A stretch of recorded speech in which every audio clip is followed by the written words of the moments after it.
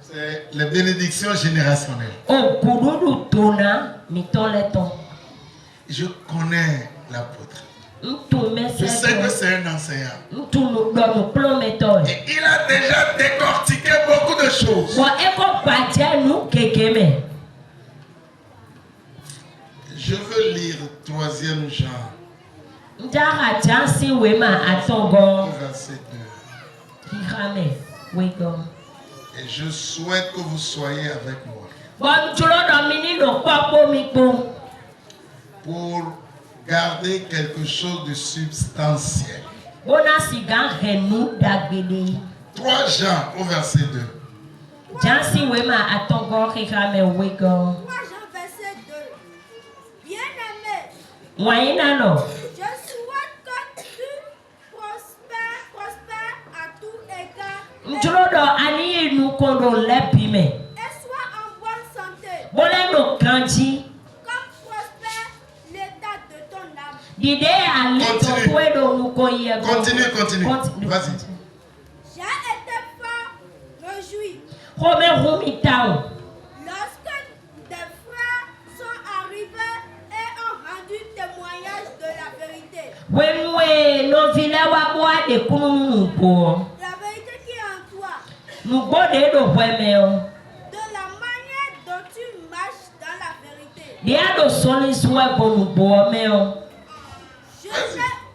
Je n'ai pas de plus grande joie que d'apprendre que mes enfants marchent dans la vérité.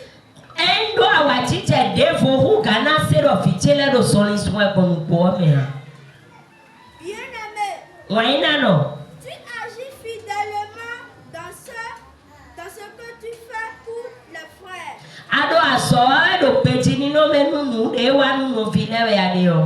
Et même pour des frères étrangers. Lesquels ont rendu témoignage de ton ami. En présence de l'église. Tu feras bien de pouvoir aller voyage d'une manière digne de Dieu.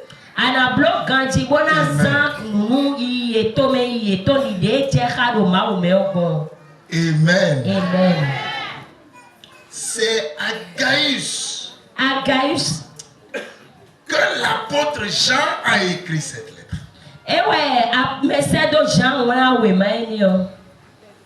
Et Jean a dit à Gaius, je souhaite, mon vœu c'est que, mon désir c'est que, mon intention c'est que, mon souhait pour toi c'est que tu prospères à tous égards, comme prospère l'état de ton âme. Nous avons l'habitude de lire seulement ce verset et s'arrêter à ce niveau.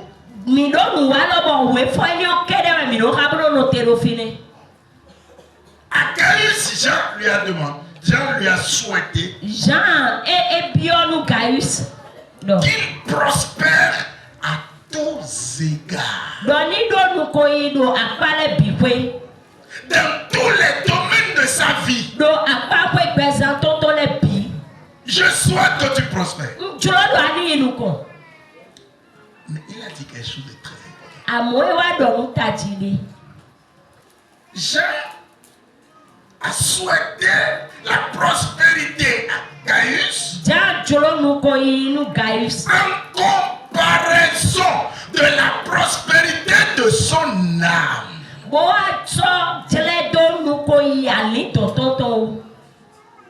Si l'âme de Gaius n'était pas prospère, l'apôtre ne lui souhaiterait pas une prospérité dans les autres domaines. C'est parce que l'apôtre a constaté que l'âme de Gaius prospère. Et il a témoigné. Les frères parlent de toi. De ta fidélité. De ton amour. Le soutien que tu portes aux gens. Même tu pouvoir à leur voyage. Tu le fais non seulement à l'égard de tes frères nationaux, mais encore aux étrangers.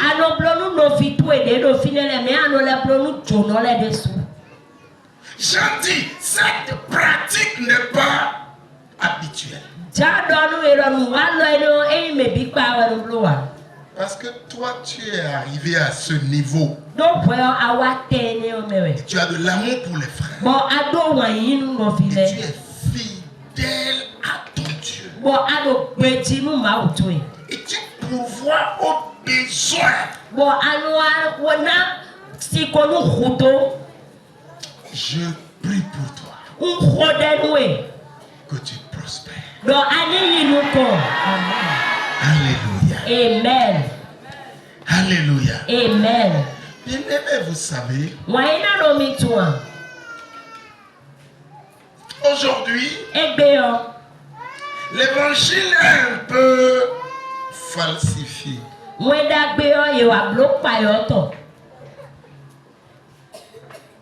Ceux qui sont là n'ont qu'à faire ça.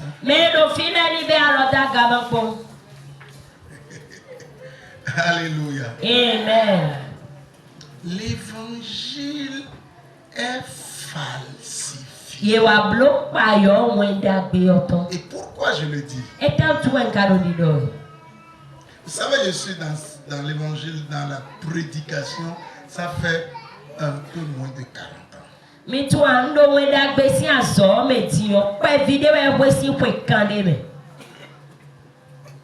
Et Dieu m'a fait grâce.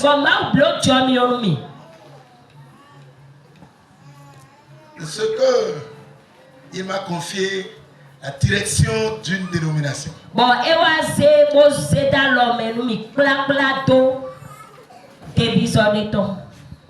Qui nous a permis d'avoir des églises au Bénin. Nous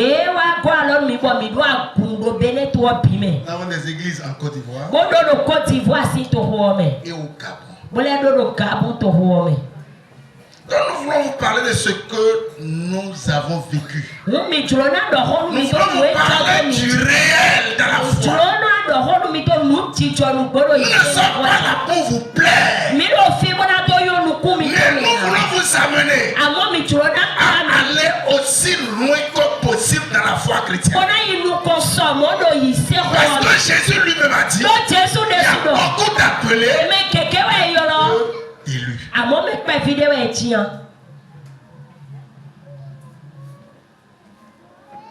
La fin de toute chose vaut mieux que son commencement. Vous n'allez pas me dire que tous ceux avec qui nous étions rassemblés ici il y a un an, il y a un an on était ici, vous n'allez pas me dire que tous sont revenus cette année. Il y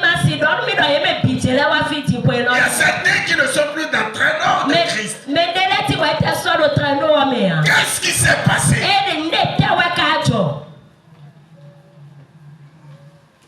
Bien-aimé,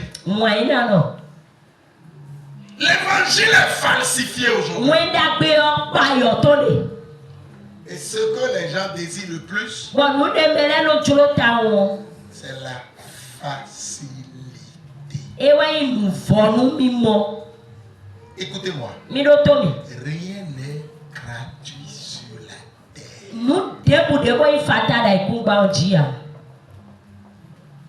Est-ce que vous êtes là? Même le salut n'est pas gratuit.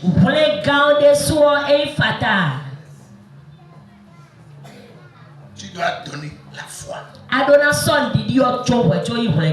Et Dieu va participer avec la grâce. C'est la foi plus la grâce qui donne le salut. Aussi longtemps que tu n'offriras pas la foi, Même la grâce ne pourra rien. Mais aujourd'hui, nous aimons la facilité. Il y a les églises dans lesquelles on promet ciel et terre.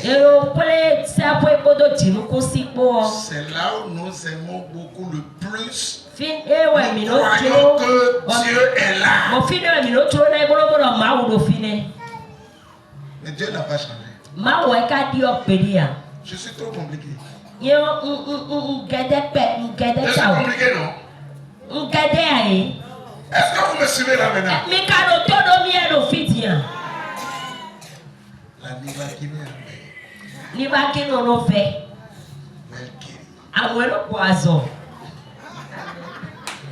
Amen.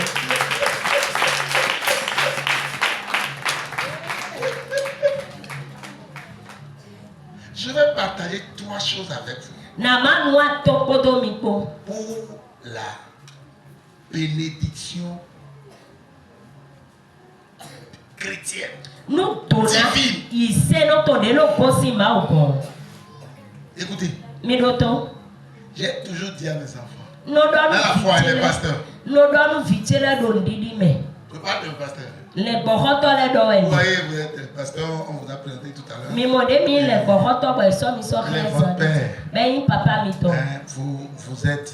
Vous êtes ses enfants. J'ai l'habitude de dire au pasteur. Même à lui-même, je crois, je lui ai dit ça un jour. Si vous ne me dépassez pas, vous aurez échoué.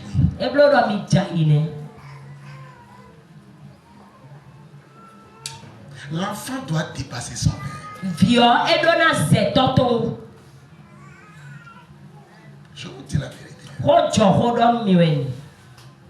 Je ne parle pas de l'orgueil.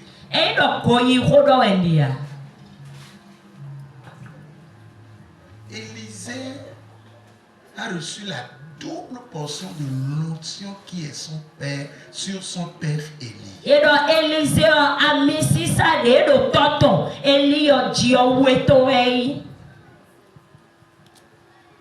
Et pour que vous puissiez entrer dans cette dimension de bénédiction, il faut 3 choses pratiques. Si après ce message, vous pratiquez les 3 choses, et la convention prochaine, je viens ici, et quand vous n'êtes pas différent, lapidez-moi.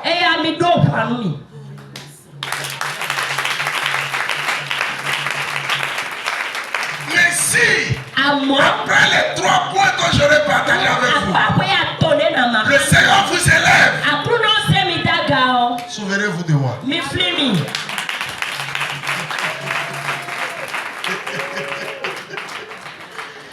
La première chose, ce sont les enfants qui héritent de leur père. Est-ce que vous êtes là? Hein? C'est l'enfant qui hérite de son père. Et toi, tu ne peux pas entrer dans la succession de notre père. Tu ne peux pas.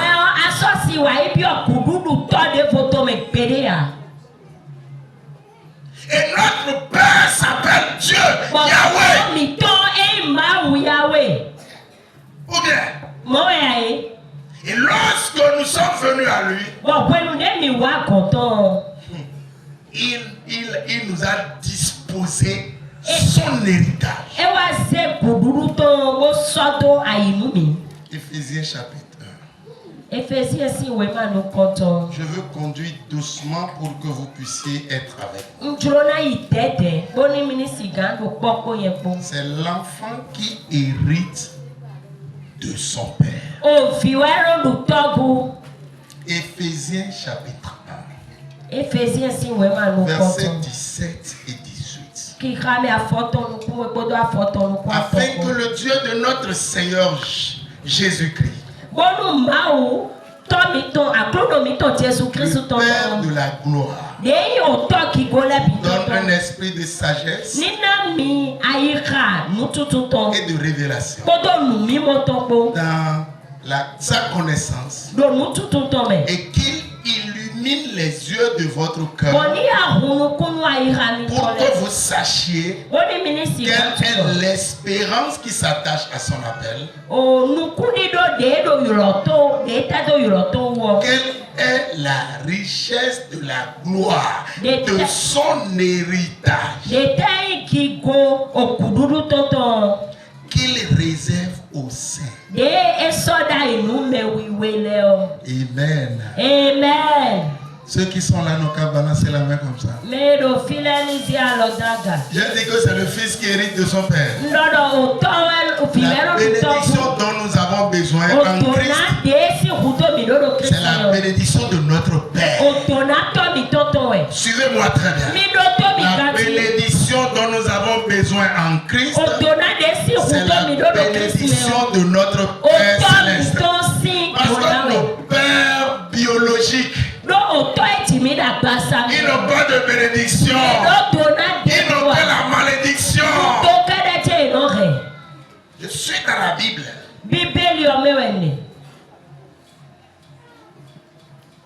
C'est par la foi que nous sommes fils à Abraham.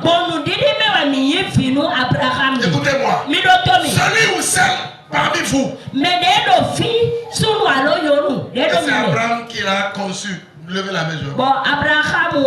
Physiquement, biologiquement, lève ta main. Donc Abraham est de ton village.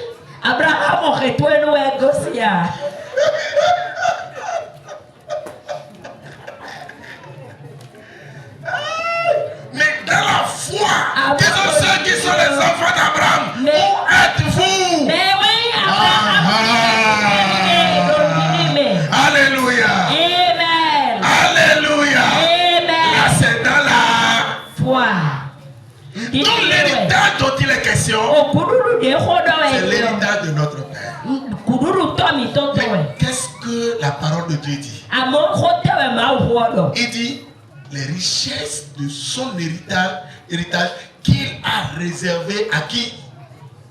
À ses enfants. Non, la Bible. Regardez dedans. Verset 18, à la fin il dit quoi? La richesse de l'héritage qu'il a réservé à qui?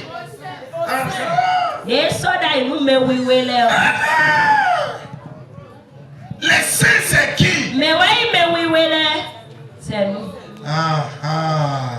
Je connais pas les saints qui sont morts. C'est ceux-là qui sont les saints, non? Saint Valentin, priez pour nous. Saint Jean, Saint Angèle, priez pour nous. C'est-à-dire que quand tu tombes seulement, tu deviens saint. On dit Saint Jean-Marie, prie pour nous. Ah, quand il est vivant, il devient saint. Il y a cette ignorance là. Les saints, c'est qui? Maintenant, c'est ça la question. Est-ce que réellement c'est toi?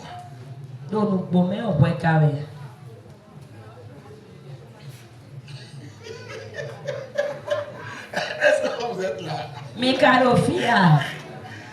Les saints là, c'est qui? C'est qui les saints? Est-ce que c'est ceux qui vont à l'église?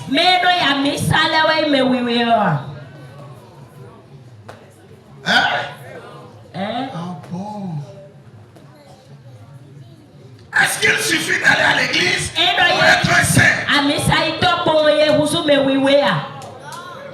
bon? Il y a 2 enfants dans la maison. Écoutez-moi très bien. Il y a les enfants de la chair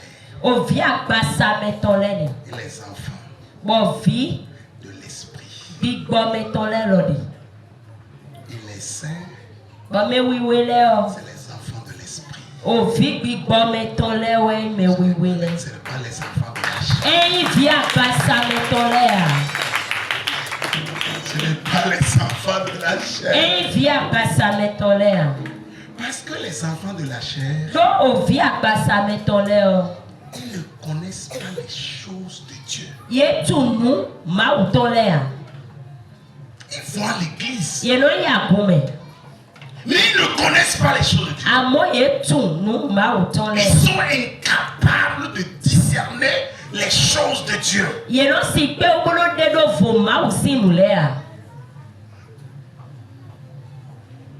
Et pourquoi ils sont incapables? Gloire à Dieu. Alléluia. Cet après-midi, je vais vous aider à reconnaître un enfant de la chair en différence avec un enfant de l'esprit. Vous savez, lorsque nous n'avions pas le Seigneur, ce qui nous caractérisait, comment reconnaît-on celui qui n'a pas Christ? C'est pas l'égoïsme.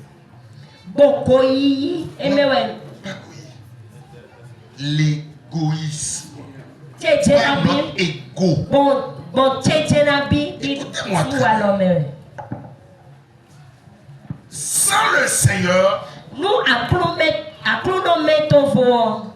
Éphésiens, Paul a dit, nous étions morts par nos péchés.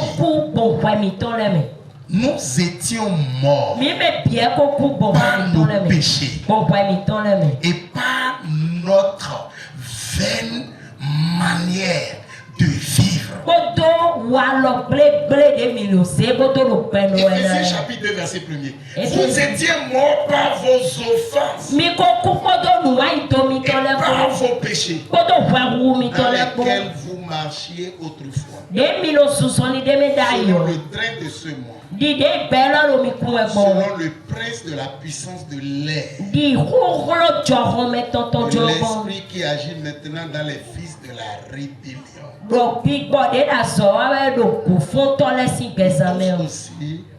Nous tous aussi, nous étions de leur nom.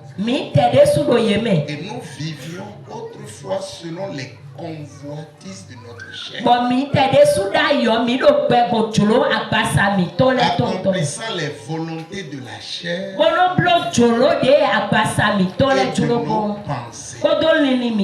Et nous n'étions pas nature des enfants de colère comme les autres. Comment reconnaît-on quelqu'un qui est ennemi de Dieu? C'est pas ses pensées, c'est pas ses convoitises, et c'est pas sa vaine manière de faire. Alléluia. Amen. Alléluia. Amen.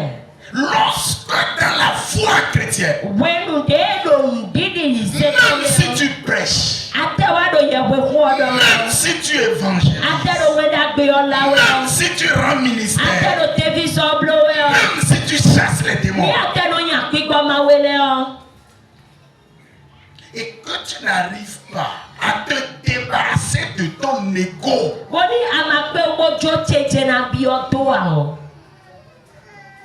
ce que tu décides, c'est ce que tu fais. Ce que tu veux là, c'est ce que tu fais. Tu ne fais pas ce que la parole veut.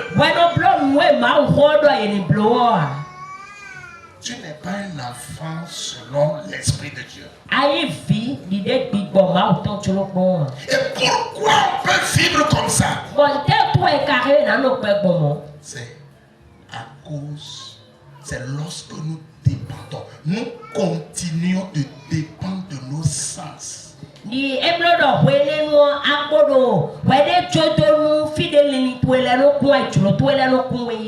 Non, les sens. L'homme a 5 sens. Il y a l'ouïe, le goût, Deno sewa, deno tu mundo detio, deno mono, deno reno. Et quoi? Et la vue. Bodo no memo Les 5 sens. tu ato de petodo. Je suis venu vous troubler. Wa bonable. Toute personne qui dépend encore de ses sens Mais de ponu mwe, tu ato ele no julo ne la. peut pas faire la volonté de Dieu. Esi wa julo mauto. Celui qui dit, c'est moi-même qui ai entendu. Mais no do nyere swe kase. C'est quel sens qui est interdit là? Louis. C'est ce qu'il a entendu là. C'est sur la base de ça qu'il veut agir. Ce n'est pas ce que la parole de Dieu a dit. On a dit que son mari est derrière une fille. On a dit que sa femme fait ci. On a dit.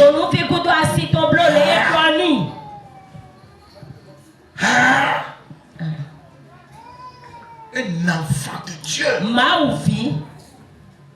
Il dit c'est moi-même qui ai vu. On ne peut plus me prendre ça. Et je dois aller jusqu'au bout. Écoute-moi. Ton sens te trahit. Quand on dit un homme dans la chair, il faut comprendre que c'est quelqu'un qui dépend de ses sens. Nous ne pouvons pas grandir dans la foi tout en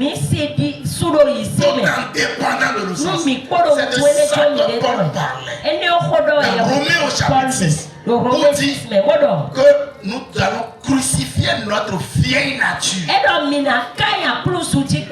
La vieille nature, c'est nos 5 sens.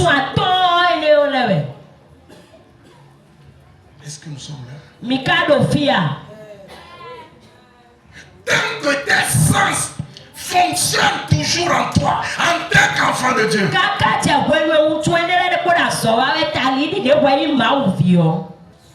ne peux pas plaire à Dieu. C'est pour cela dans Galates au chapitre 5, à partir du verset 19, on a cité les fruits de la chair, les œuvres de la chair. Et on a cité 19 choses.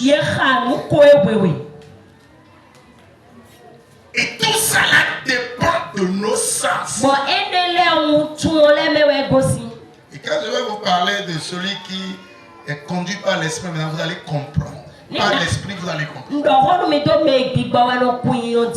tu es enfant de Dieu, et toi tu continues toujours d'être guidé par tes sens. Tu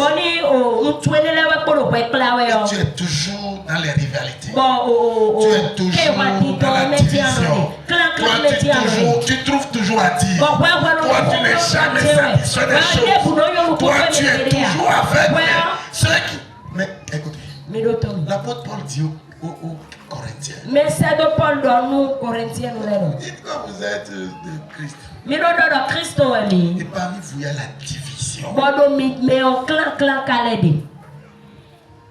Et dit, Christ est-il divisé? Qu'est-ce qui amène les divisions dans les églises? Qu'est-ce qui amène les froideurs dans les groupes? Qu'est-ce qui amène les ségrégations dans les églises? Qu'est-ce qui amène les partis pris dans les églises? C'est la chair.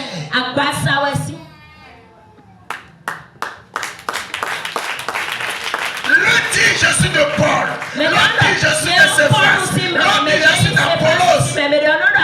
Ceux qui croient être les plus spirituels disent nous sommes de Christ. Vous êtes divisé. Vous dites que vous êtes spirituel. C'est faux. Christ n'est pas divisé. Jamais. Maintenant, celui qui marche selon l'esprit. Comment reconnaître celui-là? Gloire à Dieu. Alléluia. Il y a une chose par laquelle on peut connaître celui qui est né de nouveau. Nous le podé, boy, non tout bon, mais dans les votes, yo, et non mon, celui qui ne dépend plus de ses sens. Mais dans les votes, yo, sont tués de nous, tués la même à la passe, sur la passe à mais la passe à mener, même la passe à aller, c'est pas l'amour agapé. Bon, moi, des minutes, c'est pas l'amour filéo. C'est pas je t'aime, je t'adore. Et ton cœur est tombé sur toi, mon toi. Toi aussi tu es tombé sur mon cœur. C'est pas ça. Ça c'est l'amour filéo. Ça c'est l'amour de ce monde. L'amour que Christ nous a donné. L'amour avec lequel Dieu nous a attirés. L'amour par lequel Dieu a donné son Fils. C'est l'amour agapé.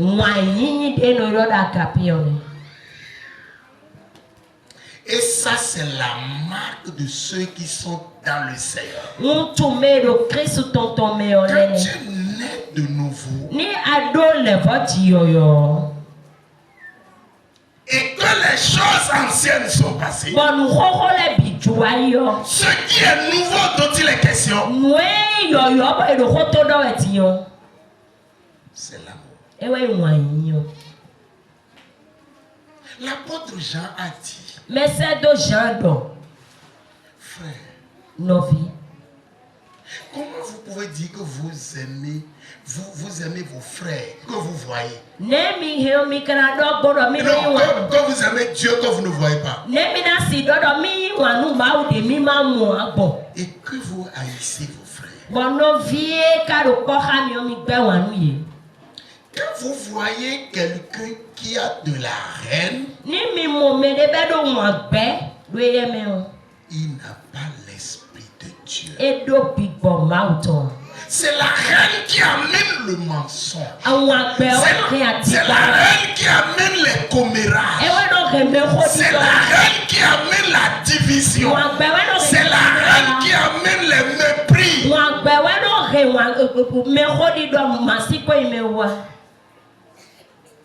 L'amour. Là où il y a l'amour, il y a le pardon. Quand tu es l'enfant de Dieu et que tu ne peux pas pardonner ton prochain, tu n'es pas de Dieu. Quoi que ton frère te fasse, tu dois avoir la capacité de le pardonner. Ce qui fait que nous ne pardonnons pas, c'est la chair. Lorsque vous pardonnez quelqu'un,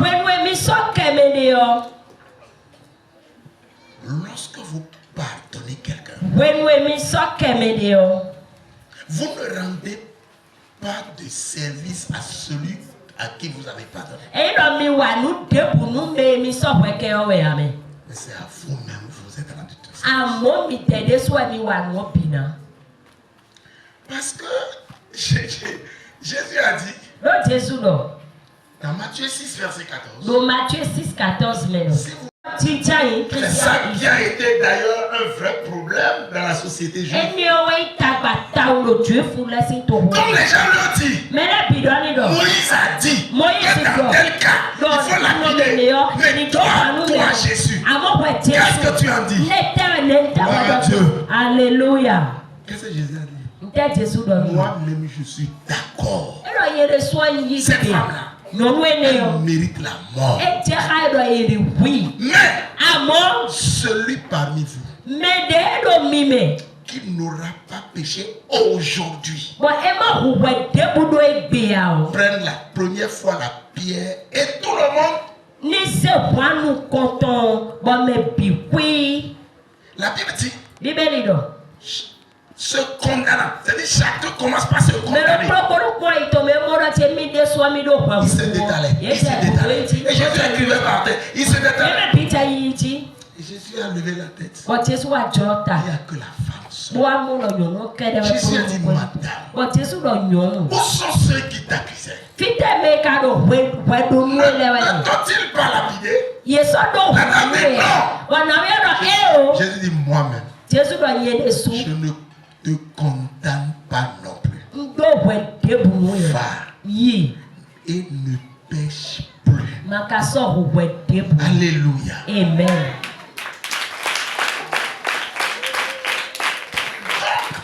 Nous continuons de chercher la face de Dieu. Mais nous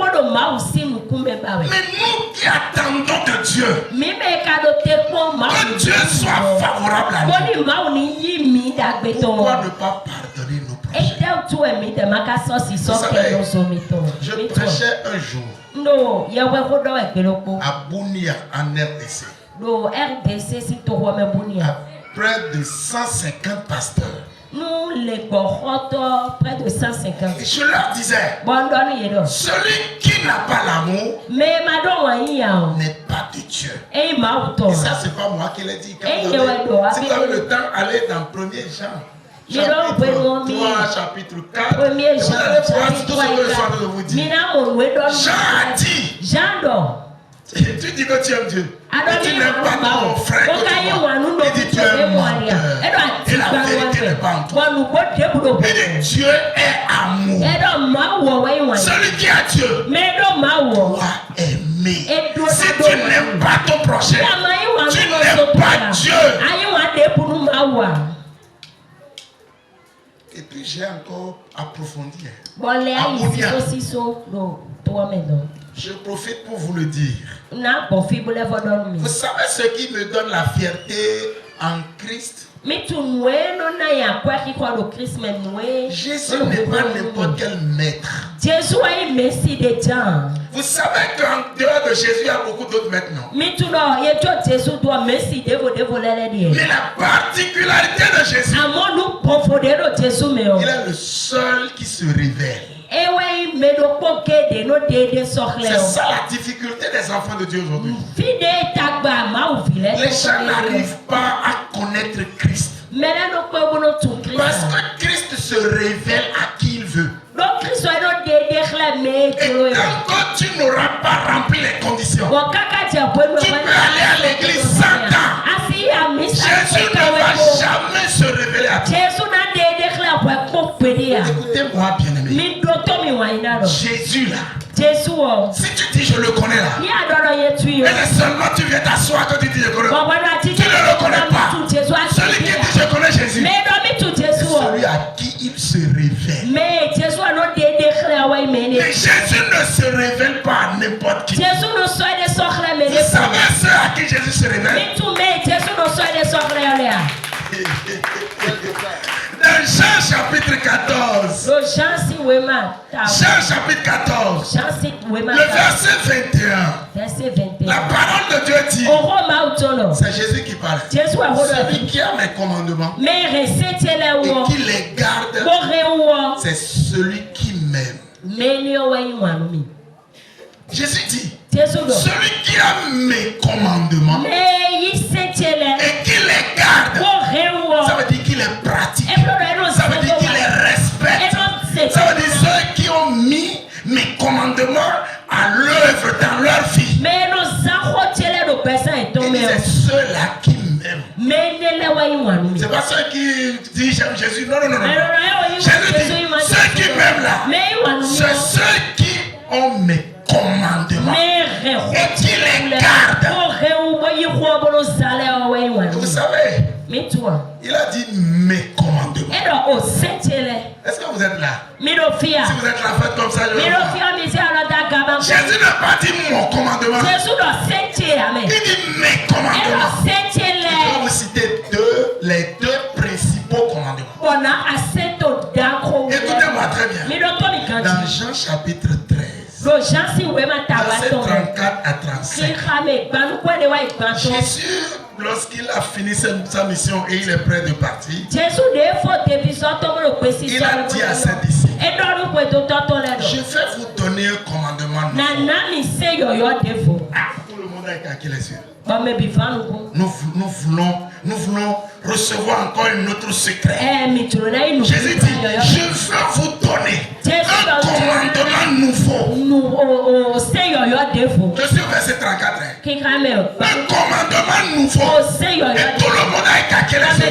Et Jésus a dit, aimez-vous les uns les autres. Et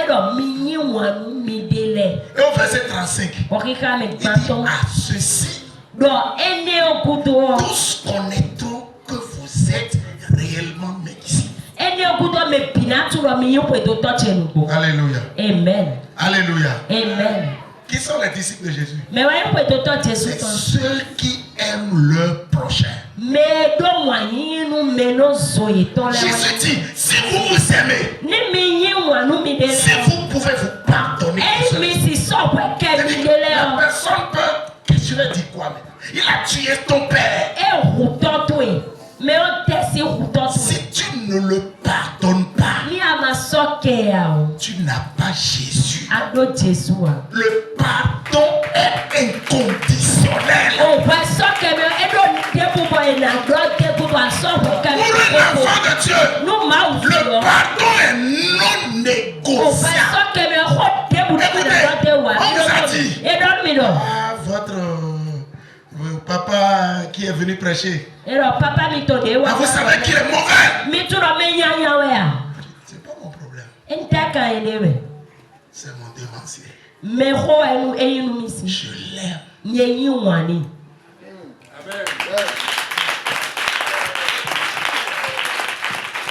Jésus m'a recommandé. Je dois aimer mon prochain. Comme si toi tu viens à moi et tu commences par dire, tu sais, tel est ci, tel est ça. Je saurais que toi tu es un messager de Satan.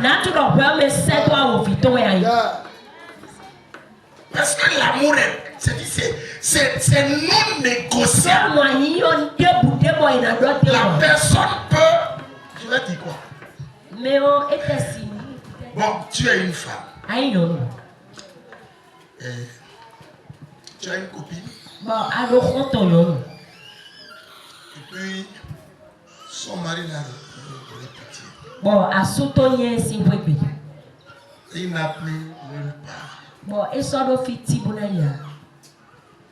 Et toi, tu as eu pitié d'elle. Et tu l'as amenée dans ta maison. Tu l'as présentée à ton mari. Ton mari aussi a eu compassion pour elle. Et puis, elle a commencé. Vous l'avez aidée, elle a commencé par faire une activité. Et puis, la chose commence par marcher. Et plus tard, cette femme a pris ton mari.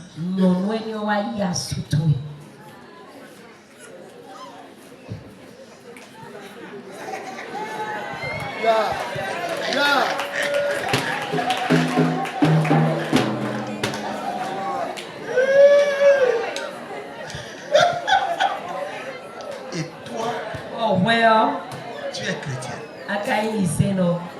Et tu es né de nouveau. Et tu iras au ciel.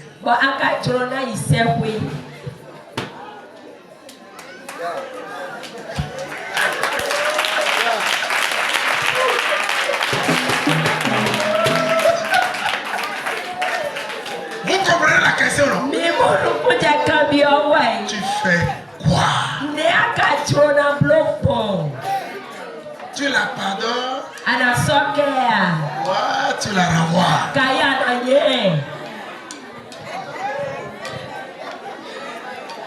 Vous savez, j'aime les cas extrêmes. Quand je vais enseigner là, je prends le cas extrême pour titiller les...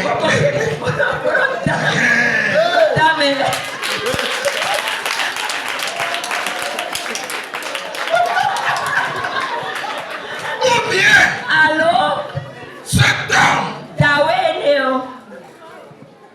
n'a plus de situation. Et vous avez fréquenté ensemble. Et toi, tu as une bonne position. Et lui n'a plus de position. Et il t'a fait pitié. Tu l'amènes dans ta maison. Tu lui donnes une chambre dans la maison. Plus tard, il prend ta femme.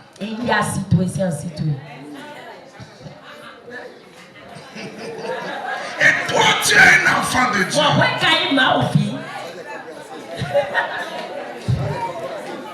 Et tu es né de nouveau.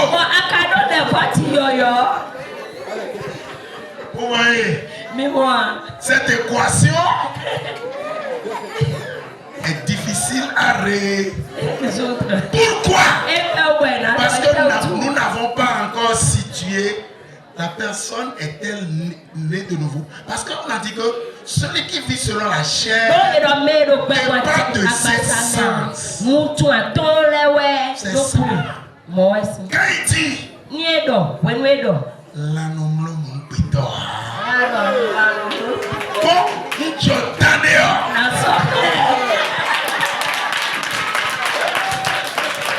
Qui parle? La chair, le sens, c'est la chair. C'est pas le diable. La chair, pas le diable. La chair. Mais c'est ça. Je n'ai pas dit le diable. Parce qu'aujourd'hui, démon, non. Toi-même, regarde, est-ce que tu as déjà crucifié tes sens à la croix? Est-ce que c'est l'Esprit Saint qui conduit ta vie? Est-ce que c'est l'amour qui règne en toi? L'amour agape. Est-ce que c'est l'amour qui est là? Si c'est l'amour qui est là, tu ne regardes pas ce qu'il a fait, mais tu vas regarder ce qui lui a manqué pour qu'il fasse. Est-ce qu'on est là? Et quand tu veux prendre la femme de ton ami? Non. Pourquoi? Parce que toi tu es dans la lumière. Tu peux prendre le mari de ta copine? Non. Parce que toi tu es dans la lumière. Mais celle qui a fait ça, celui qui a fait ça, il ou elle est où? L'apôtre Paul dit dans Romains, ne devez rien à personne si ce n'est l'amour. C'est-à-dire que tu regardes la personne, qu'est-ce qui agit en elle? Parce qu'on dit que celui qui n'a pas Christ, que ses pensées sont corrompues. Il sait que c'est la femme de son ami. Il sait que c'est le mari de sa copine. Mais quelle pensée? C'est-à-dire, qu'est-ce qui l'a amené à aller à son forfait?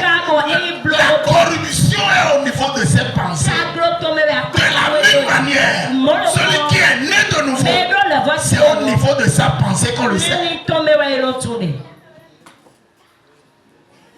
Est-ce que nous sommes là? Mais c'est ça. J'ai dit à un jeune, à un de mes fils, si tu quittes mon église et que tu vas en créer, tu vas souffrir. Tu sais pourquoi? Tu ne peux pas créer église et dépasser encore mon église. Ce n'est pas possible.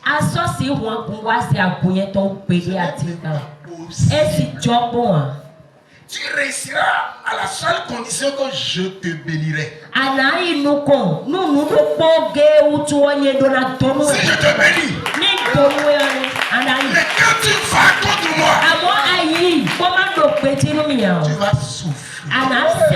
Même si je ne parle pas, tu vas souffrir. Maintenant, tu me vois en train de m'habiller, en train de rouler voiture, et tu penses que c'est l'église, l'argent de l'église qui fait ça. C'est la grâce. La grâce.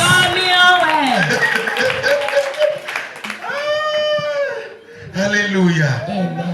Je suis venu vous troubler, hein? Ou bien, est-ce que je vous non? Un peu seulement. Celui qui n'a pas l'amour n'a pas Dieu. Et quand j'ai prêché ce message, dans le pasteur de Bounia, d'abord quand je prêchais, tous les pasteurs avaient les yeux rouges. J'ai dit, tu peux être pasteur et ne pas avoir Christ. Et je suis sincère. Parce qu'il y a des pasteurs qui se rivalisent, qui ne peuvent pas se pardonner. On connaît la présence de l'esprit dans la vie de quelqu'un par sa capacité de pardonner.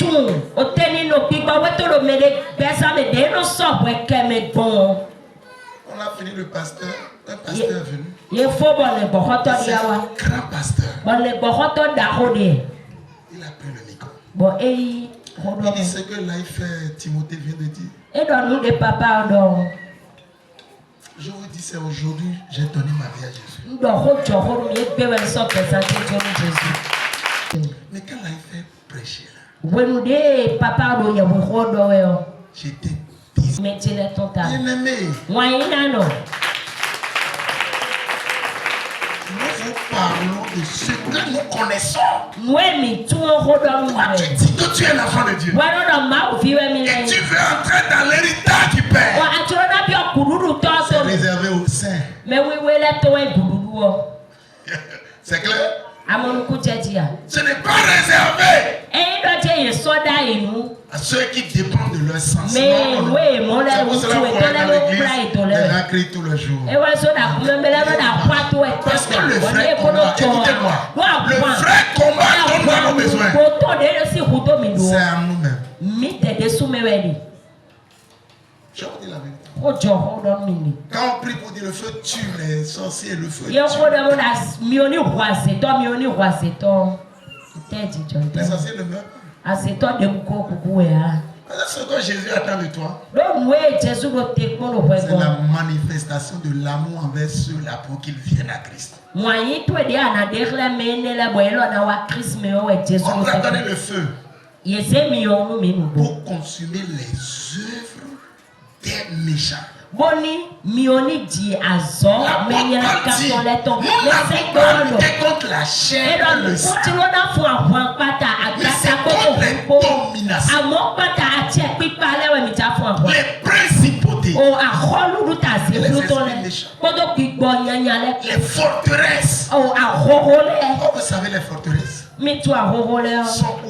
On ne peut pas consommer les forteresses. D'abord, le terrain de combat, c'est où? Où est-ce que le chrétien combat contre l'ennemi? Sur quel terrain nous combattons? Est-ce que vous le savez? Alléluia. Amen. Est-ce que vous êtes là? Ah, les gens sont fatigués. Je vais laisser le micro. Ils sont fatigués. Oh, les gens ne me suivent plus. Ils ne sont plus là. Alléluia. Amen. Quand on dit que nous allons combattre les ennemis, c'est sur quel terrain? Vous connaissez? Je vais vous le dire. C'est dans nos pensées. Le combat spirituel, c'est-à-dire le diable te combat là. Pour t'avoir. C'est dans tes pensées. C'est pour cela, un vrai chrétien, c'est tout ce qu'il dit, c'est tout ce qu'il fait, et c'est ce qu'il prend comme décision. Pour connaître la qualité d'un chrétien, il faut voir la manière dont il parle. Il faut voir les décisions qu'il prend. Est-ce que c'est la décision de conciliation, la décision enclin d'amour, de réconciliation, de pardon, ou bien c'est la décision de vengeance, de division? Là tu sauras quel type de croyant tu as devant toi. Amen. Amen. Amen. Donc c'est pas le fait que tu cours, fais.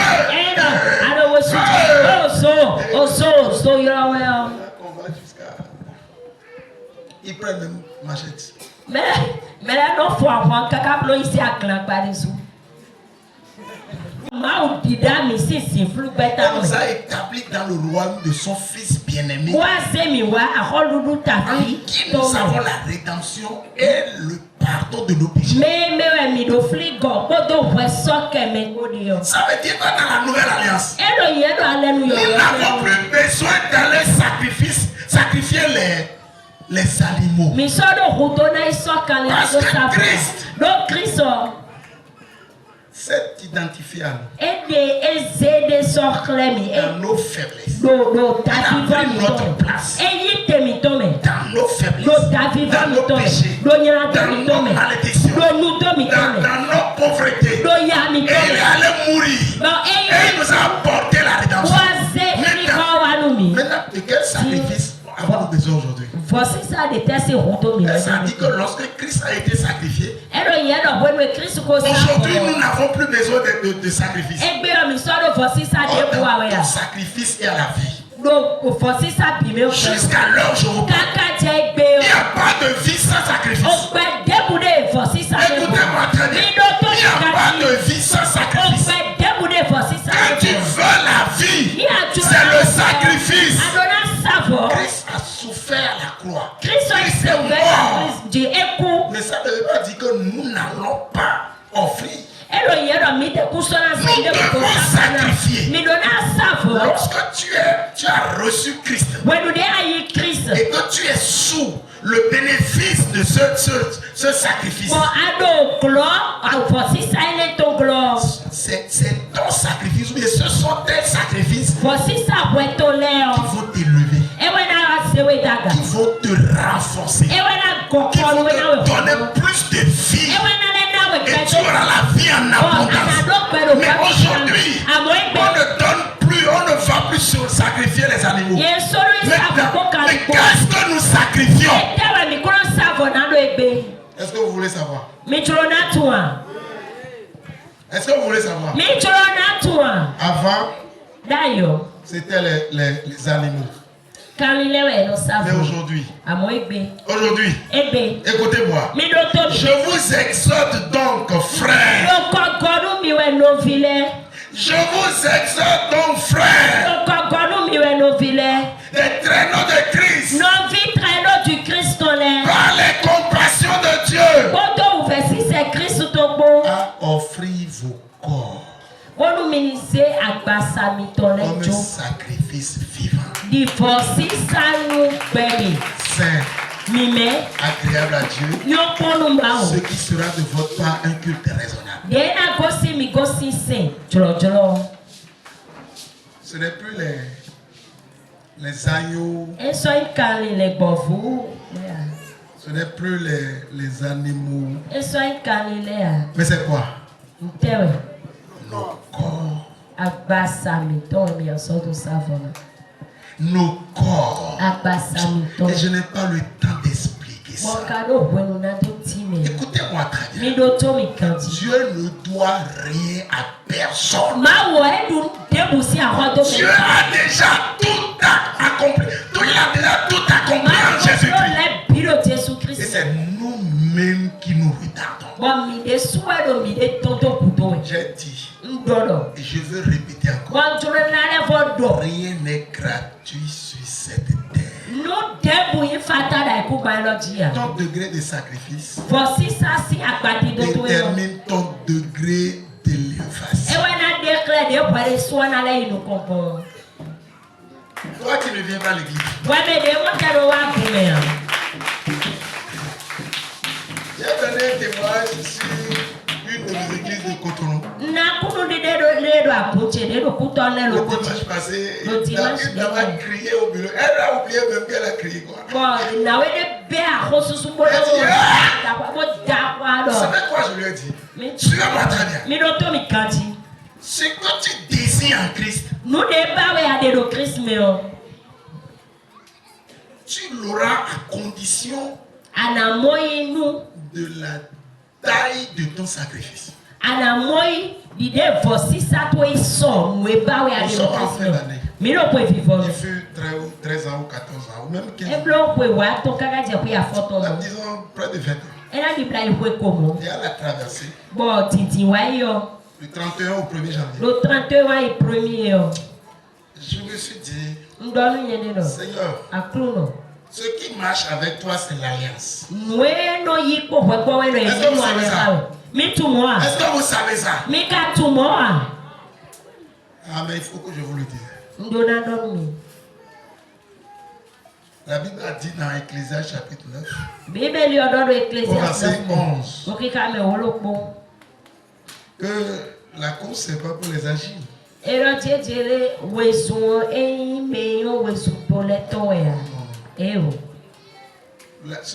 pas celui qui est dynamique qui. À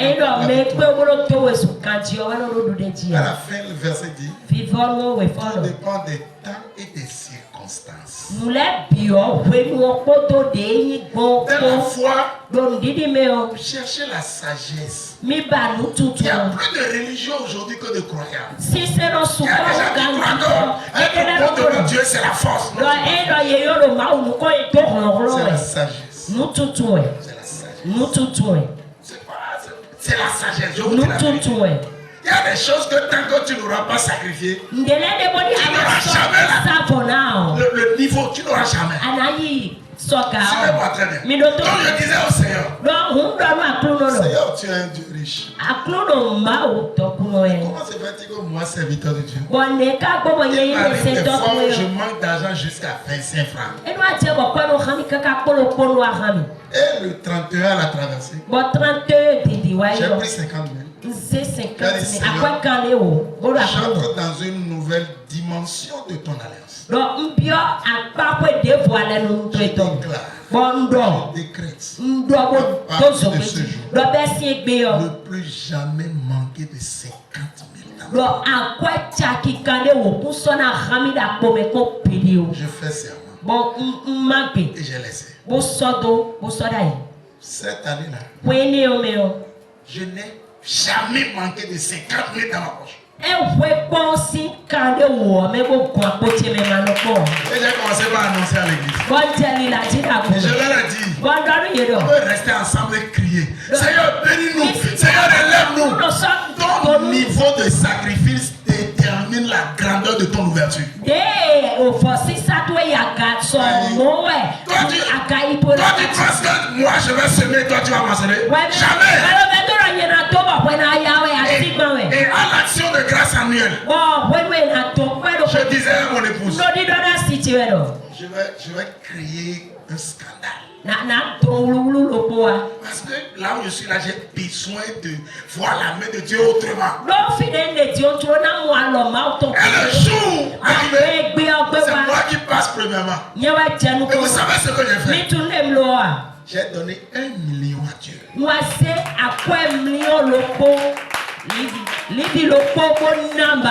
le million que j'ai donné là, j'avais à peine 500 000. J'ai fait le chèque 1 million. Et j'ai dit, Seigneur, je dois compléter. Mais avant 2 semaines, j'ai complété. Et ça fait 1 million. Mais dans ma vie, personne ne m'a jamais donné 1 million. Dans mon ministère. Mais quand j'ai fini de donner 1 million, j'étais là un jour. Mon frère, on n'a pas d'affinité. Pas du tout. On n'a pas d'affinité. Mais il m'appelle. Il dit, révérend, je vais vous voir. J'ai dit, frère, pardon. J'ai un programme là. Il dit, pardon, révérend. Même si c'est 1 minute, accordez-le-moi. Je lui ai dit, pardon. Je vais aller quelque part. Il dit, on se voit à tel niveau. Donc moi je disais, il va me dire maintenant il faut prier, ma femme a un problème. C'est vrai, les pasteurs ne gèrent que les problèmes. Nous on ne gère pas les problèmes. Et quand il m'a vu, il me donne une enveloppe. Il dit, soyez béni, pasteur. J'ai ouvert, ça va être 2 millions. Alléluia. La foi me dit, ah, c'est comme ça. Donc c'est quand je vais doubler là, que toi Dieu, tu vas doubler. Vous savez, je vous dis la vérité. Moi, je vois les gens quand ils donnent offrande dans l'église. Ils donnent 25 francs, 100 francs. Moi, je dis, est-ce que ceux-là connaissent Dieu? Non, mais ils sont dans quelle alliance? Vous savez, il m'est arrivé. Il m'est arrivé une fois dans ma vie. Quelqu'un m'a donné 5 millions. Il donnait, j'ai dit.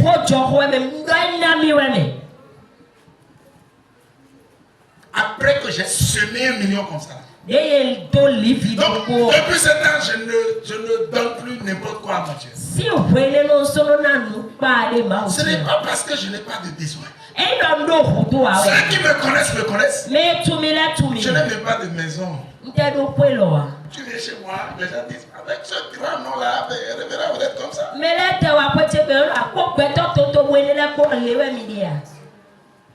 Ma priorité n'est pas là-bas. Ma priorité, c'est je veux demeurer enraciné dans l'alliance avec mon Dieu. Alléluia. Amen. Le sacrifice. Voici ça. On est celui qui s'aime peu. Mais donc pas vidéo. Celui qui s'aime abondamment. Et moi je complexe. Celui qui ne s'aime rien. Moi ça ne donnera rien.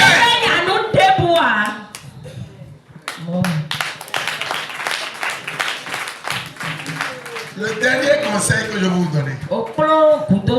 Et c'est ça qui me préoccupe plus que tout. Celui qui n'a pas de père n'a pas de repère. Se perd et devient fille.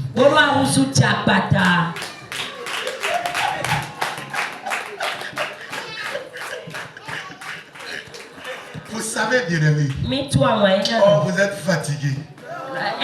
Oh, vous êtes fatigué. Nous allons lire 1 Corinthiens chapitre 4.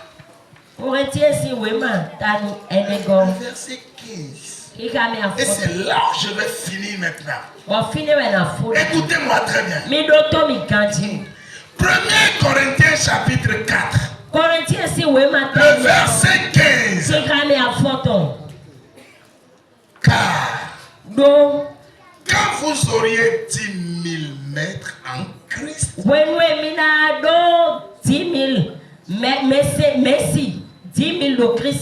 n'avez cependant pas plusieurs pères.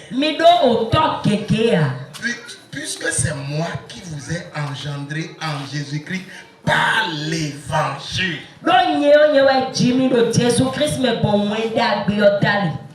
Amen. Amen. Qui parle là?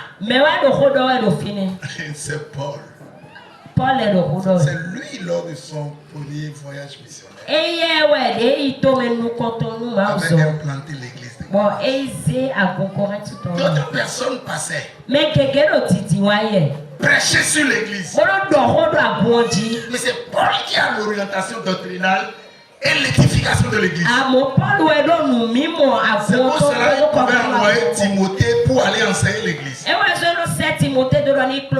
il est arrivé un moment. Le temps est avancé. Corinthe, c'est une ville cosmopolite. À cause de leur port. C'est une ville très riche. Une ville dans laquelle il y a tout. Et Dieu leur a fait grâce. Tous les 9 dons de l'Esprit Saint sont sur l'église de Corinthe. Donc, quand Dieu les a gaffés, maintenant quand Apollos vient, il prêche. Il y a des gens qui se disent je suis d'Apollos. C'est parce qu'il est Pierre. Il vient, il prêche. Il a aussi ses disciples. Maintenant, il y a d'autres qui disent qu'ils sont pour Paul. Et les plus spirituels disent nous on est pour Jésus. Mais pendant qu'ils discutaient de ça, ils discutaient je suis de Jésus. Quelqu'un pouvait prendre la femme de son père. Bon, mais les gens y assis, tonton. Les gens vivaient dans le désordre, l'impudicité. Et ils faisaient le spirituel. Paul a vu maintenant qu'il va siffler la fin de la récréation. Vous savez, quand les enfants vont en récréation,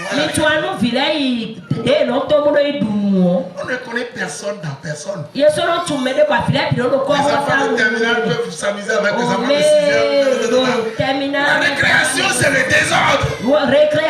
Mais quand on siffle la fin de la récréation, chacun prend la direction de sa classe. Paul dit, je vais siffler la fin de la récréation. Et qu'est-ce que Paul leur dit? Même si vous avez 10 000 mètres, moi, Paul, je suis votre unique père. Bien-aimé, je vais vous donner un secret ce soir. Vous êtes là? Faites comme ça, je vais vous donner un secret.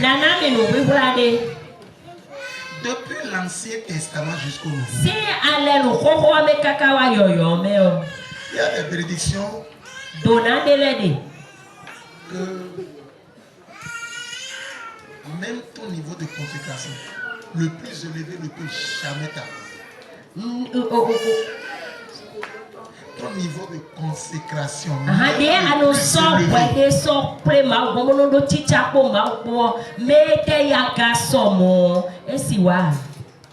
y a des bénédictions que tu ne peux jamais avoir. C'est ça qu'on appelle les bénédictions du Père.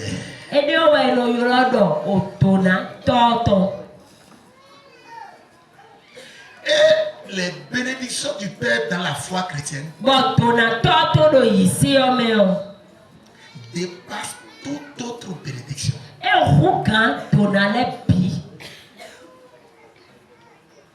Le Père, il est différent du Maître. Le Maître, c'est quelqu'un qui peut venir prêcher et partir. C'est quelqu'un que tu peux écouter à la radio ou à la télévision. Il peut te faire perdre du chemin. Écoute bien. Ton maître peut te faire perdre le chemin. Mais ton père ne te fera jamais perdre le chemin. Et lorsque nous observons les Saintes Écritures, nous avons compris que certaines personnes ont raté leur destinée parce qu'ils n'ont pas considéré le Père.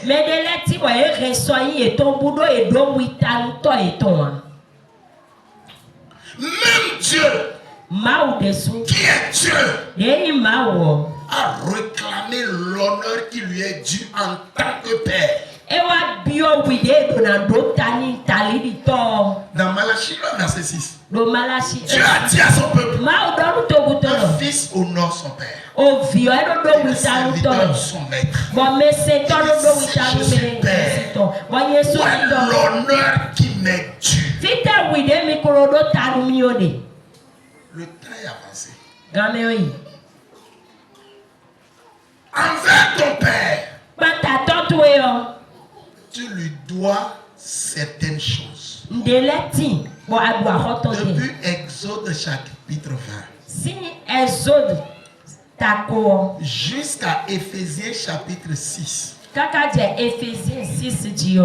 l'enseignement de la filiation, on pouvait lire: enfants, obéissez à vos parents selon le Seigneur, car cela est juste. C'est-à-dire que quand toi enfant tu obéis à ton père, on dit ça là c'est juste. Le mot juste qu'on a utilisé ici là, en grec c'est le même mot qu'on a utilisé pour le baptême de Jésus. Le grec, Parce que lorsque Jésus voulait se faire baptiser par Jean-Baptiste, Jean-Baptiste dit non. Et Jésus lui a dit, laisse faire ce qui est juste. Il dit, ça là ne dépend pas de toi et moi. Quand l'enfant honore son père et sa mère,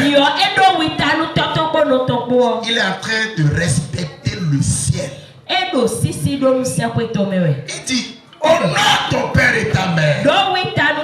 C'est le premier commandement avec une promesse. Afin que tu sois heureux et que tu vives longtemps sur la terre. Amen. Amen. Nous devons deux choses au Père. Premièrement, c'est l'obéissance. Deuxièmement, c'est l'honneur. Et la Bible dit, c'est le seul commandement qui est suivi de promesses. Lorsque tu respectes ce commandement, il y a deux bénédictions qui t'accompagnent. Parce que nous parlons de bénédiction. Lorsque tu honores ton père et ta mère, lorsque tu respectes ton père et ta mère, il y a deux choses. Premièrement, tu auras des jours heureux.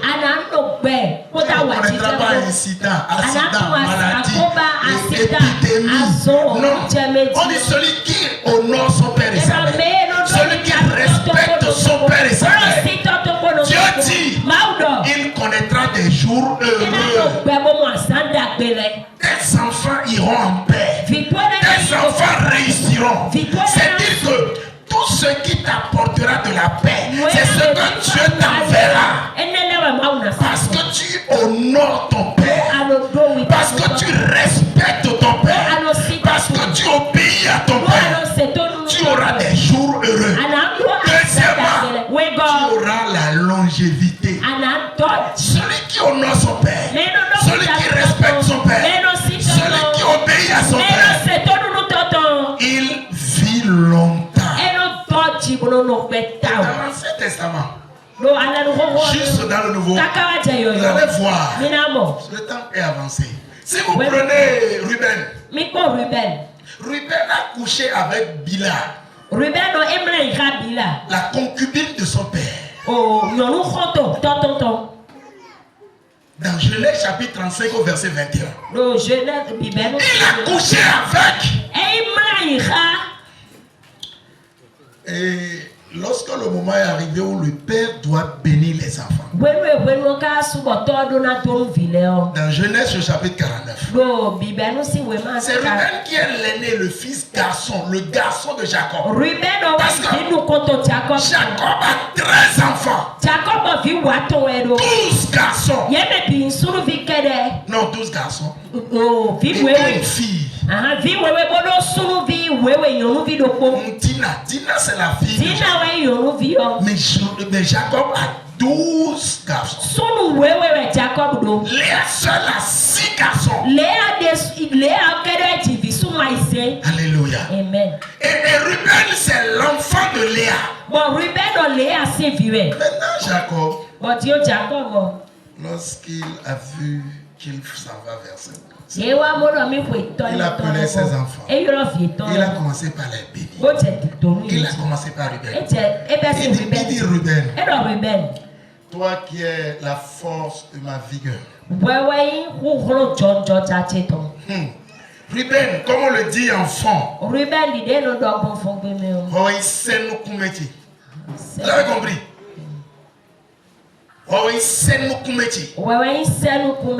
Ça veut dire que c'est un enfant chéri. Un enfant, c'est-à-dire que l'aîné. Je ne veux pas prêcher sur l'aîné. Et toi, aîné, tu as vécu dans le désordre, dans la négligence, dans le désordre. Un plaisir de 5 minutes. Toi, tu n'as trouvé aucune autre femme que la femme de ton père.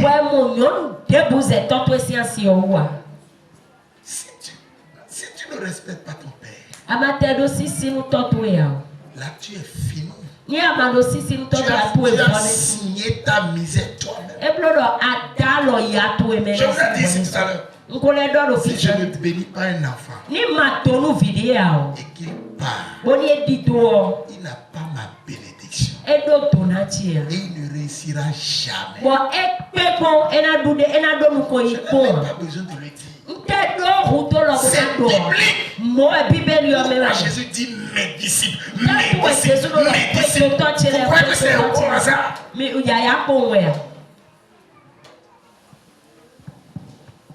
Donc il a couché. Et qu'est-ce que son père dit? Jacob appela ses fils. Et dit, assemblez-vous et je vous annoncerai ce qui vous arrivera dans la suite des temps. Rassemblez-vous et écoutez, fils de Jacob. Écoutez, Israël, votre père. Verset 3. Ruben. Toi, mon premier-né. Ma force. Et les prémices de ma vigueur. Oh, nous comptons. Supérieur en dignité et supérieur en puissance. Impétueux comme les eaux. Tu n'auras pas la prééminence.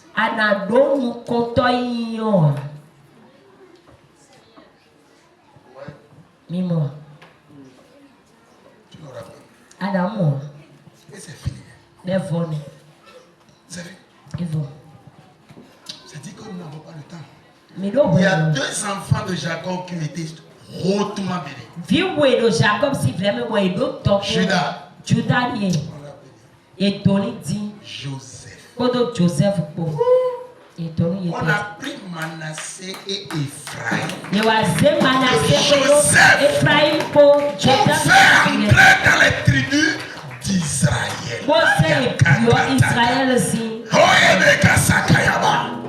Est-ce que vous connaissez la parole de Dieu? Vous vous amusez quoi? Oh non. Ton père dans la foi, tu dois le respecter. Tu dois lui obéir. Et tu dois l'honorer. Nous sommes à la fin de l'année. Ceux d'entre vous qui ont leur père et mère biologique, qu'est-ce que vous avez réservé pour aller leur offrir? Allez prendre la bénédiction en même temps. C'est une bénédiction. Au traîneau de Christ. Vous n'avez pas 2 pères. Moi, je suis votre grand-père. Mais le père, c'est cet homme.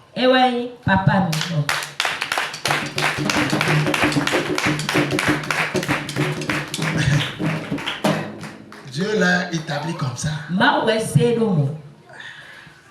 C'est-à-dire, ta bénédiction est en lui. Quand tu l'honores, Dieu va t'élever. Vous connaissez l'histoire de Jacob et d'Esaü, non? Les gens ne connaissent pas la Bible. Esaü a raté. À cause de sa brouillonnerie, sa sauvagerie, sa négligence. Il y a un enseignement que je donne, que j'appelle la course. Dans la foi chrétienne, il faut courir. C'est ceux qui courent qui gagnent. Ceux qui n'ont rien, ils ont un peu seulement et ils commencent par il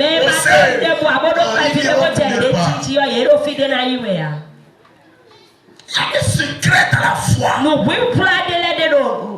Mais quand Jacob a reçu la bénédiction, Esaü est venu pour dire, Père, je suis là, Père, je suis là. Vous savez, les gens prêchent contre Jacob. Mais moi, je ne suis pas d'accord. Si Dieu n'était pas dedans, ça n'allait jamais passer. Jacob et Esaü n'ont pas le même corps. Il est roux. Esaü est roux.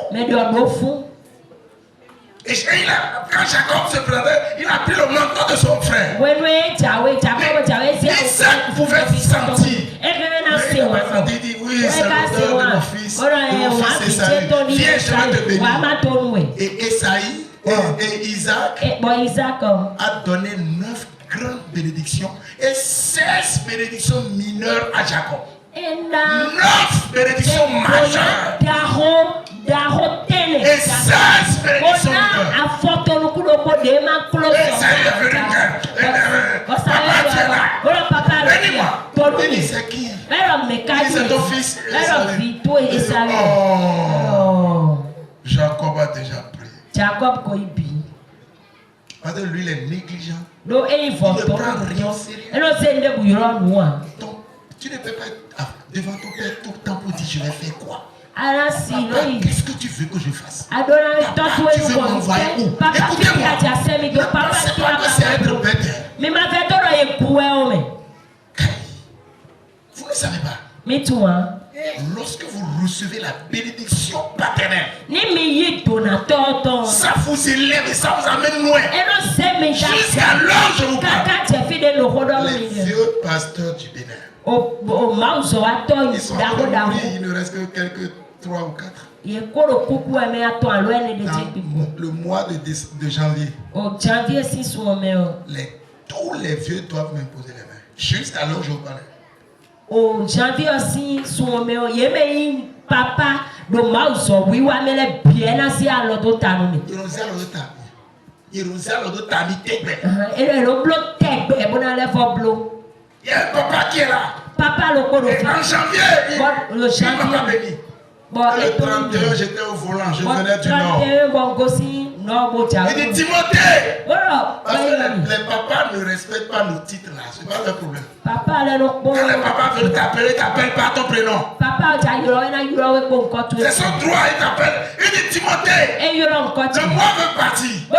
Tu es où? Il dit papa, je viens de Paraco, je suis. Il dit garde le véhicule. Mets-toi à genoux. J'ai gardé le véhicule. Je suis sorti du véhicule.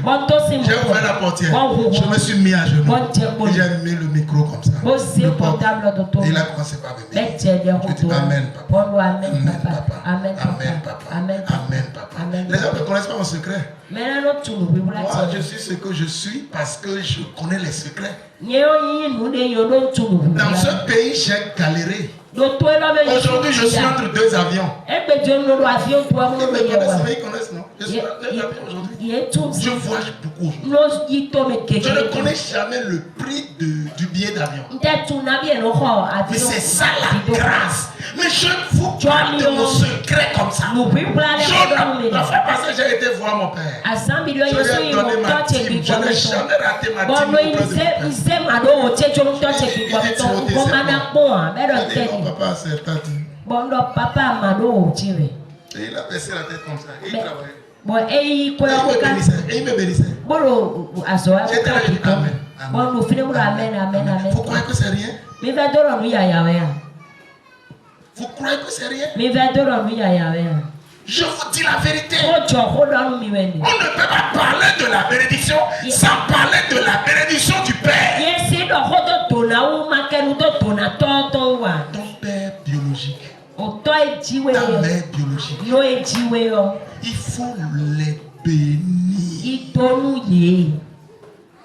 Ne dis pas je n'en ai pas. Tu vas voir l'année 2025. Comment les choses vont se passer. Écoutez-moi très bien. Ma maman, je suis le deuxième garçon. Vivant. Mon grand frère est riche. Il a l'argent. Mais moi, je suis le Benjamin. Ma maman m'aime tellement. Et à Cotonou ici, mon grand frère a une maison à étage. Mais ma maman dit qu'elle veut rester chez moi. Donc je lui ai aménagé une chambre là. Quand elle était vivante, c'est là où elle est. Et un jour, Elle était allée se laver. Elle a fini. Elle venait dans sa chambre. Quand moi j'entrais dans la cour, et j'ai ouvert le portail. Et ma maman m'a fait la main comme ça. J'ai été à côté d'elle, en face d'elle. Elle a posé sa main droite sur moi. Elle dit, mon fils, tu ne souffriras pas dans la vie. Tu as mes bénédictions. Aucune porte ne te sera fermée. Après ma mort, une nouvelle page s'ouvrira devant toi. Tu seras béni en toutes choses. Ma maman me bénissait tellement et j'ai commencé par courir.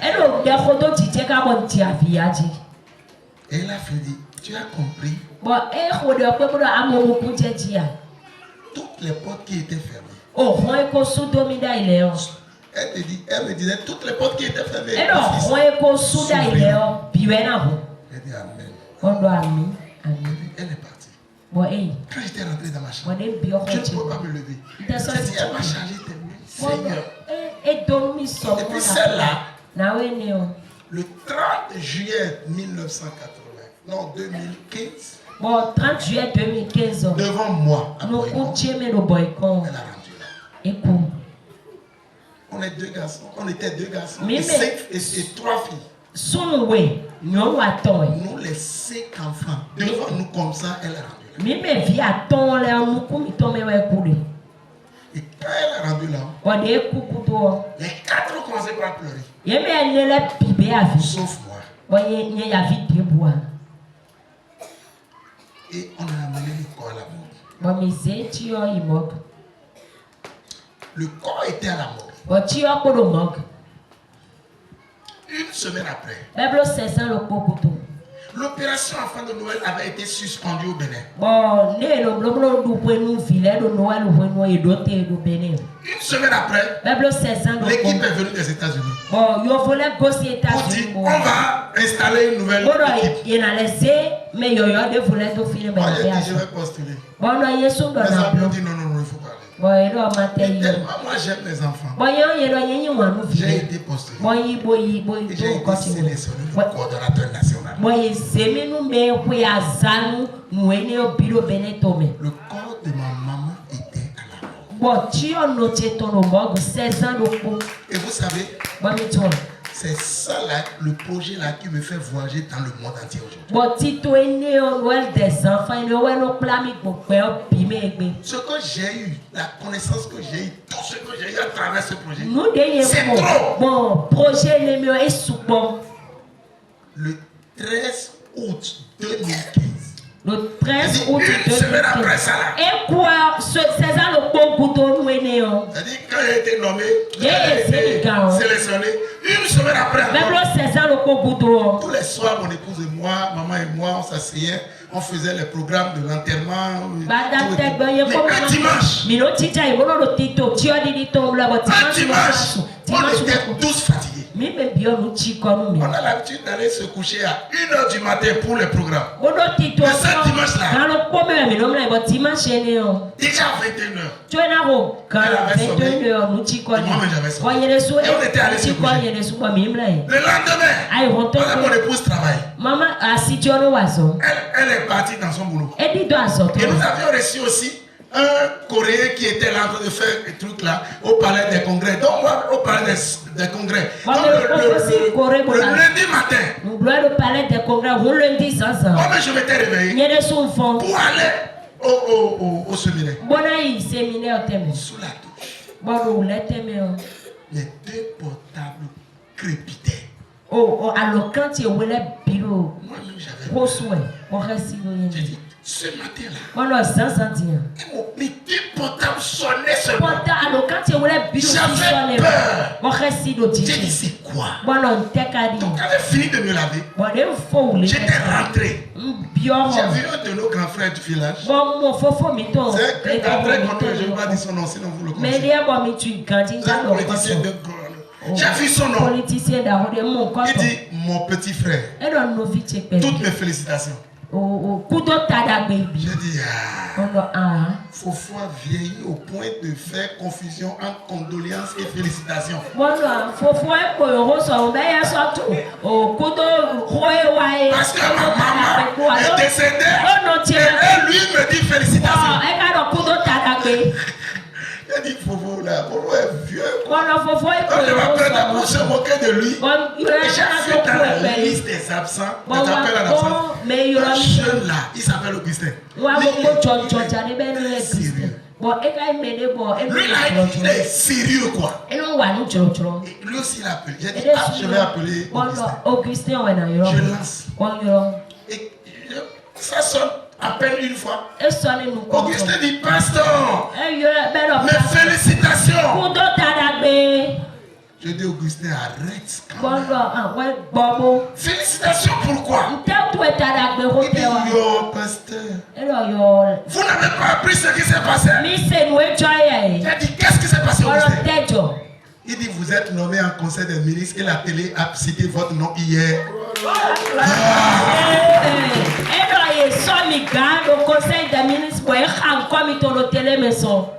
Je vous dis la vérité. Je suis debout comme ça. Il dit, Augustin, c'est pasteur Timothée. Il dit, pasteur, votre nom est cité à la télé. J'ai dit, ça c'est quoi ça? Qu'est-ce que le pasteur il a fait au ministère? Quand j'ai raccroché, j'ai appelé le ministre de ma région. Le ministre n'a pas répondu. Dans son ministère, on m'a nommé. Ça sonnait. J'ai appelé le député. Il a sonné à Paris. Il dit, mon chargé de mission. Il dit, ah bon, donc tu es aussi dans le coup. Il dit, je suis à Paris, mais je descends ce soir. Demain, on va fêter. Il a fini, après le ministre m'appelle. Il dit, pasteur, vous êtes nommé mon chargé de mission. Là où je ne peux pas aller, vous irez me représenter. Il dit, vous allez prendre service après demain. Ne vous inquiétez pas. Je vous aime. Écoutez, bien-aimé. Ma maman m'a béni. Son corps est encore à la mort.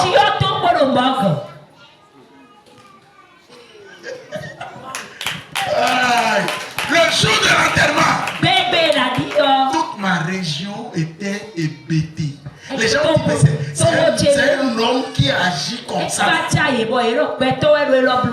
Tout ce qui est route dans ma... On a tout élargi. C'est que le jour là, vous voyez le ministre défiler chez moi.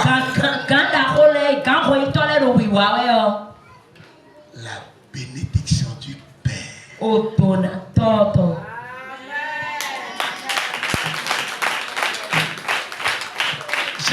J'ai tellement de témoignages. Bien-aimé, même si vous avez 10 000 mètres, c'est lui qui est votre père. Quand vous le voyez, ne voyez pas son teint, ne voyez pas sa taille, ne voyez pas sa forme. Quelque chose est en lui dont vous avez besoin. Faites tout pour lui prendre ça. Isaac a dit, donne-moi à manger. Mon âme te bénira. Qu'est-ce que tu feras pour qu'il libère ce qui est en lui? C'est ça le problème. Et pour finir, vous les pasteurs, écoutez-moi très bien. Tout ce que vous faites là, votre père voit tout. S'il ne dit rien, ici, faites ce que vous allez faire pour qu'il soit toujours en joie envers vous. Ne l'irritez pas, mais donnez-lui de la joie. Il ne mourra pas. C'est de son vivant qu'il va choisir son successeur.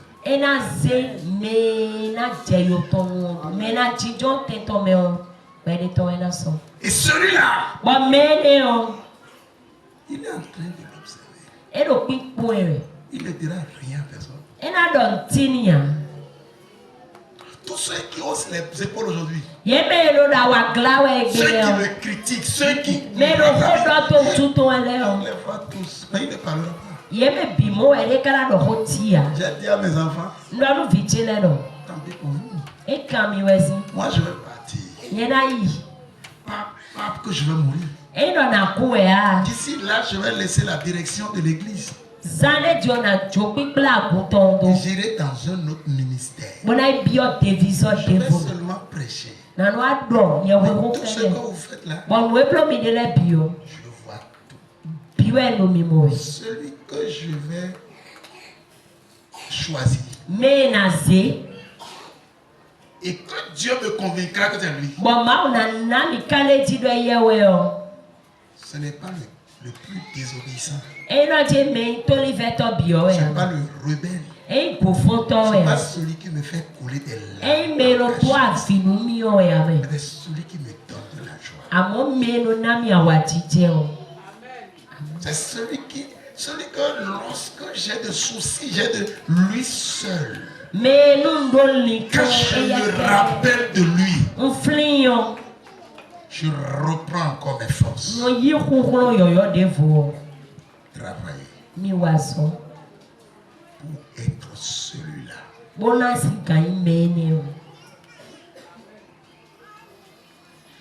Que le Seigneur vous bénisse. Nous allons tenir debout. Nous allons fermer les yeux. Nous allons commencer par remercier le Seigneur. Seigneur, merci pour ta parole. Merci pour ta parole. Seigneur, merci pour ta parole. Merci pour cette bénédiction que tu nous donnes. Merci pour ta force. Merci pour ta fidélité. Merci Seigneur pour la vie de ton serviteur. Oh, je voudrais être reconnaissant à toi Seigneur. Oh Dieu de gloire. Tu es le véritable Dieu. Oh Seigneur, reçois mes remerciements. Reçois mon action de grâce. Merci pour les 3 points essentiels que je te merci Seigneur. Dans le nom de Jésus, nous avons remercié. Le premier point, c'est le fils qui hérite de son père. Chacun va prier pour demander la grâce d'être fils du Père. Tu vas prier, demander Seigneur, tout ce que mes sens m'amènent à faire, je te demande pardon. À partir de maintenant, que la grâce agisse en moi. Et que ton Esprit Saint me donne d'exprimer l'amour agape. Que je sois capable de pardonner tous les hommes. Il aime la voix.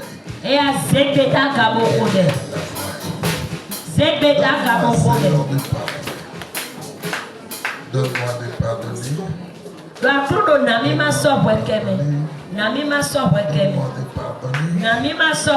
Seigneur, je prie que je fasse partie, Seigneur, de ta famille. Et que la chair qui agit en moi soit crucifiée.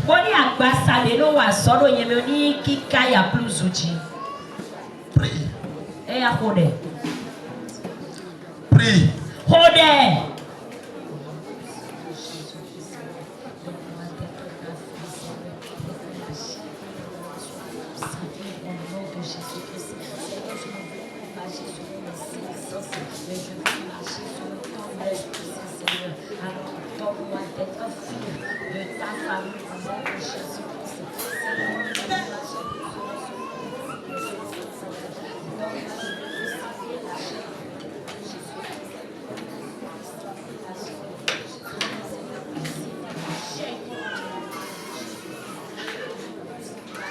Saint-Esprit de Dieu, je m'abandonne à toi. Tout ce que la chair me dictera désormais soit condamné au nom de Jésus.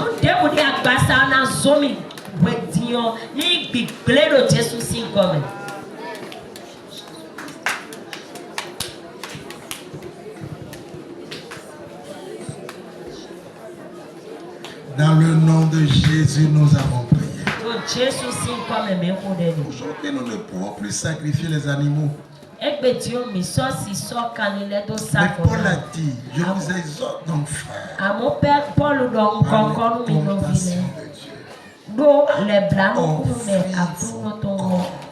par l'autorisation de Dieu, sacrifice. Tu m'as élevé ta voix. Je porte mon corps sur l'autel de sacrifice. Tout ce qui est dans mon corps et qui n'honore pas ton nom soit brûlé maintenant. Seigneur, que je me donne à toi. Que je me serve dans un engagement total. Que la négligence, la paresse, la remise à demain soit consumée de ma vie. Que je sois un serviteur engagé. Élève ta voix et prie.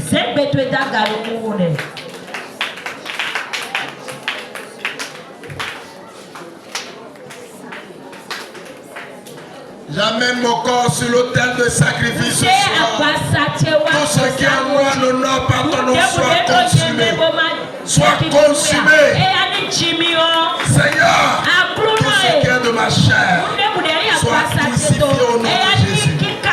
Tout ce qui est paresse, négligence, remission à demain, Seigneur, soit détruit complètement.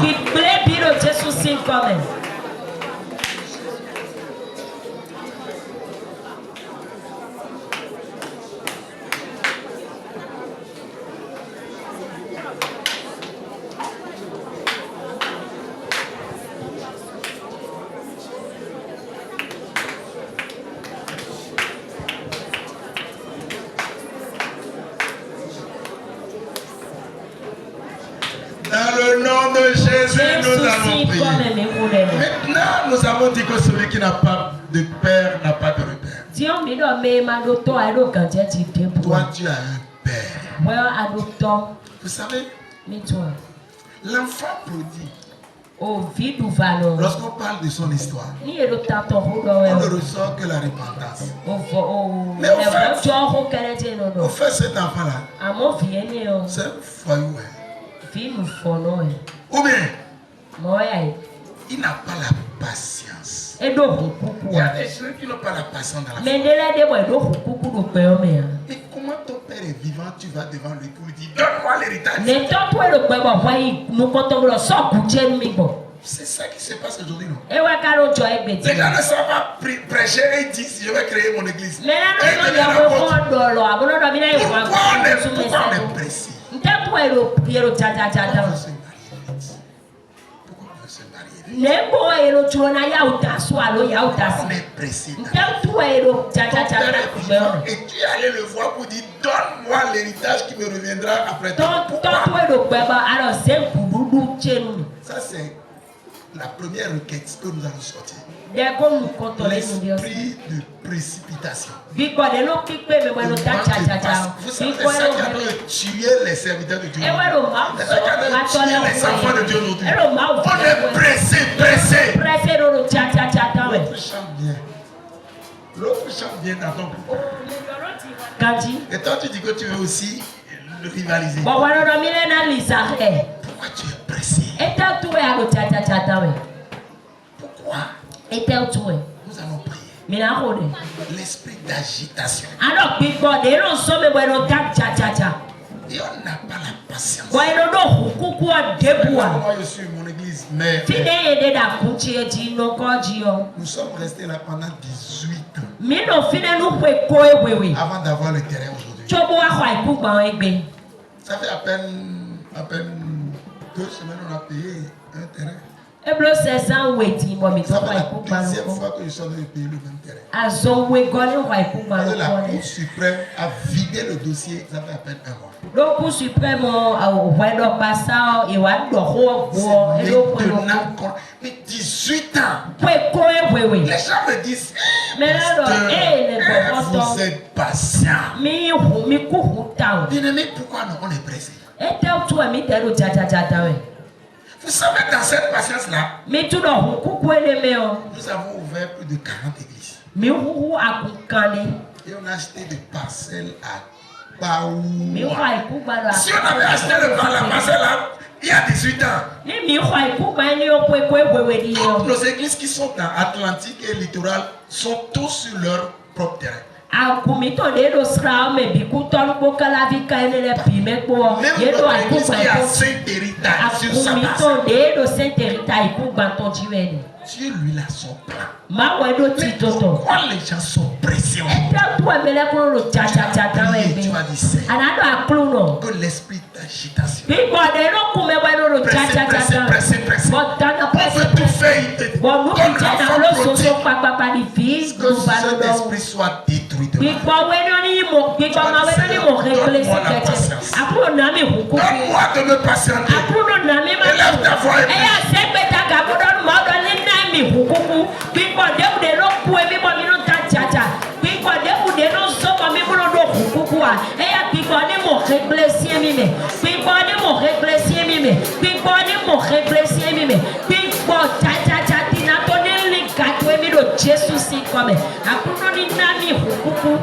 Jésus Christ Nazareth aussi comme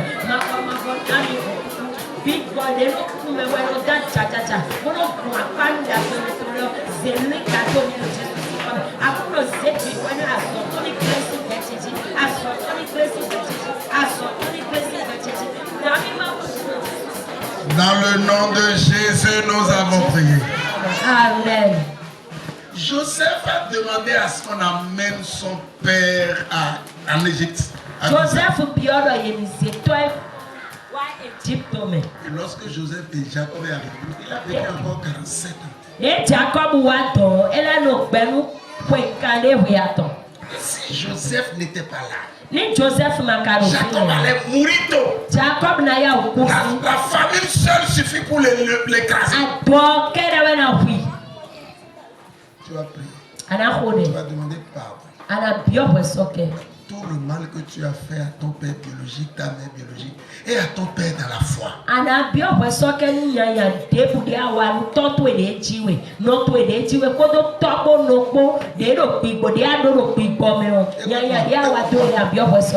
Tous ceux qui sont dans le traîneau de Christ. Mais le traîneau du Christ, mais les bio. Vous avez un seul père.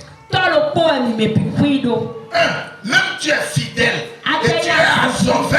Ton père c'est ce ton. Ça il faut que le tu saches. C'est comme c'est biblique.